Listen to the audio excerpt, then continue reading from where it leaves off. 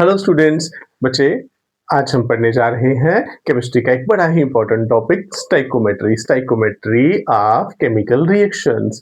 Stoichiometry actual में दो word का कॉम्बिनेशन है, stoichion which mean element and metron which mean measurement calculation.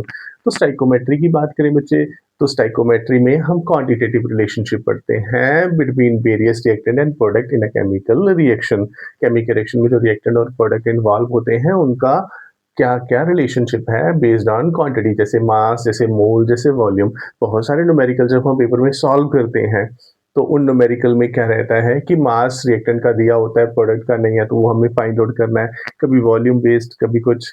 तो इन्हीं सब क्वेश्चंस के आंसर्स के लिए हम एक टॉपिक पढ़ रहे हैं, स्टाइकोमेट्री। बच्चे, स्टाइकोमेट्री की अगर हम बात करें तो स्टाइकोमेट्री क्या हो गया? It is the quantitative relationship define करेंगे। Stoichiometry is the quantitative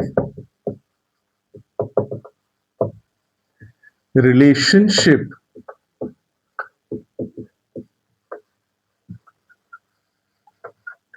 between reactants and products in a chemical reaction। एक केमिकल रिएक्शन में जो रिएक्टेंट प्रोडक्ट है उनके बीच क्वांटिटेटिव रिलेशनशिप कहलाता है स्टाइकोमेट्री। वैसे बात करें स्टाइकोमेट्री तो क्या हेल्प करता है ये? Stoichiometry helps to calculate the amount of reactant required and amount of product formed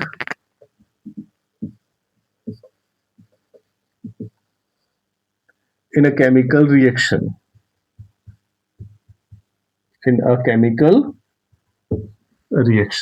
stoichiometry help करता है अमाउंट ऑफ रिएक्टेंट कितना चाहिए और अमाउंट ऑफ प्रोडक्ट कितना बनेगा एक केमिकल रिएक्शन में। इसकी कैलकुलेशंस के लिए स्टाइकोमेट्री का इस्तेमाल हो सकता है। हम बात करेंगे stoichiometric, simple stoichiometry involve following important steps. क्या क्या रहते हैं, क्या क्या स्टेप्स रहते हैं वो हम पढ़ेंगे। सबसे पहला स्टेप क्या रहता है बच्चे, जब हमें क्वांटिटेटिव रिलेशनशिप निकालना हो तो सबसे पहले हम करते हैं right balanced chemical equation. Balance chemical equation लिखनी पड़ती है, दोनों तरफ जो डिफरेंट एलिमेंट के आइटम है उनका नंबर बराबर करना होगा। Second step, convert given data into moles. जो हमें डाटा दिया गया हो, मास हो, वॉल्यूम हो, उसे हम मोल्स में कन्वर्ट करेंगे। Third, use molar ratio of different reactants and products। Reactant और प्रोडक्ट का जो मोलर रेशो है वो हम इस्तेमाल करेंगे। Use molar ratio of different reactant and products. जैसे मान लीजिए हमारे पास एक सिंपल सी रिएक्शन है कि मीथेन प्लस ऑक्सीजन रिएक्ट करके क्या दे रहे हैं, gives us carbon dioxide plus water. Balancing के लिए यहाँ 2 और यहाँ भी 2 आएगा।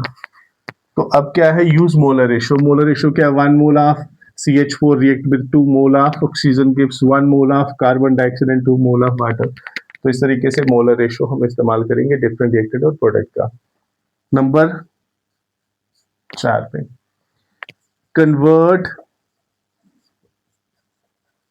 द डाटा ऑब्टेन्ड, जो डाटा हमें मिला उसे हम कन्वर्ट कर देंगे into desired quantity. Desired quantity अगर हमें ये कहा गया हो कि क्वेश्चन में कि हाँ जी मास निकालिए ग्राम में, तो ग्राम में निकालेंगे, मोल में कहा होगा तो मोल में निकालेंगे, वॉल्यूम के लिए कहा होगा तो वॉल्यूम निकालेंगे।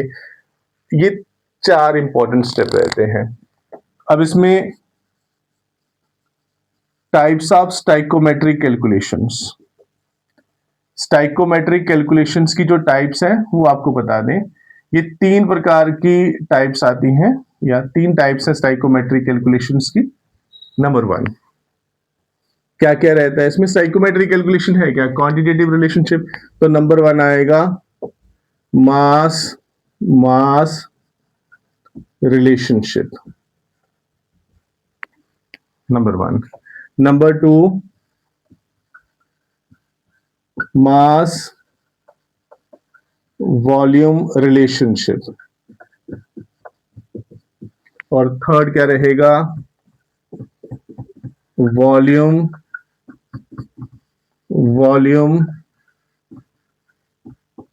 रिलेशनशिप। देखिए बच्चे क्या समझाया यहां तक हमने पढ़ा stoichiometry. Stoichiometry mean quantitative relationship between reactant and product in a chemical reaction.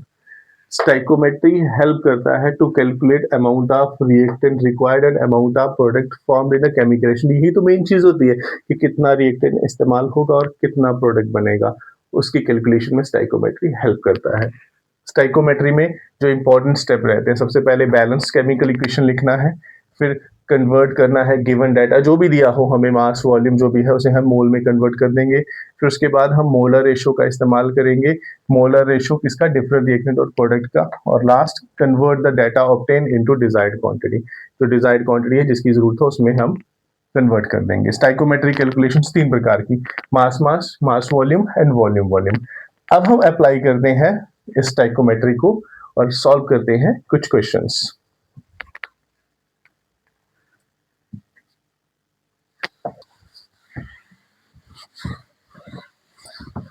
मुझे बात करेंगे क्वेश्चन की। एक क्वेश्चन सॉल्व कर रहे हैं बेस्ड ऑन स्टाइकोमेट्री। क्वेश्चन क्या है? How many grams of oxygen are required to react completely with 2 gram of hydrogen to form water. Also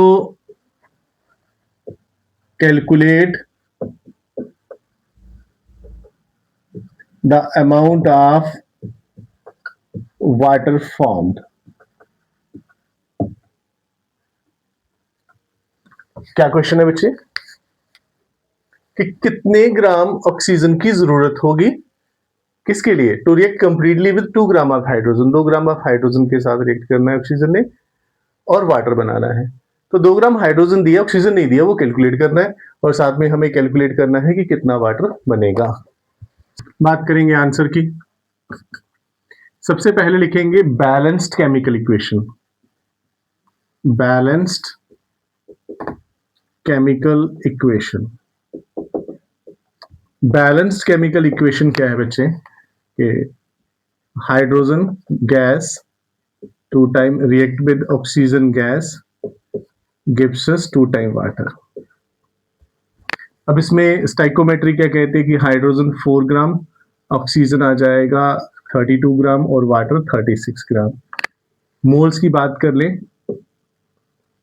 तो 2 मोल हाइड्रोजन के, 2 मोल, 1 मोल ऑक्सीजन का और वाटर के 2 मोल। ये स्टोइकोमेट्री है। गिवन डाटा क्या कहता है? गिवन डाटा है हमारे पास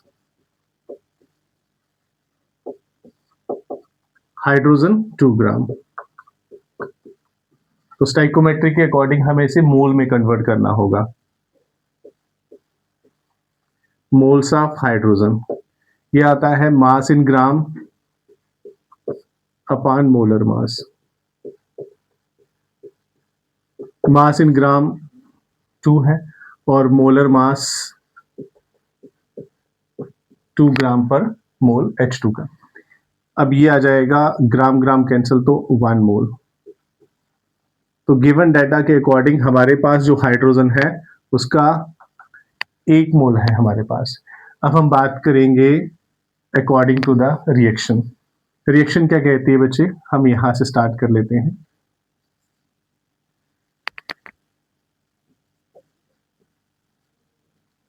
अकॉर्डिंग टू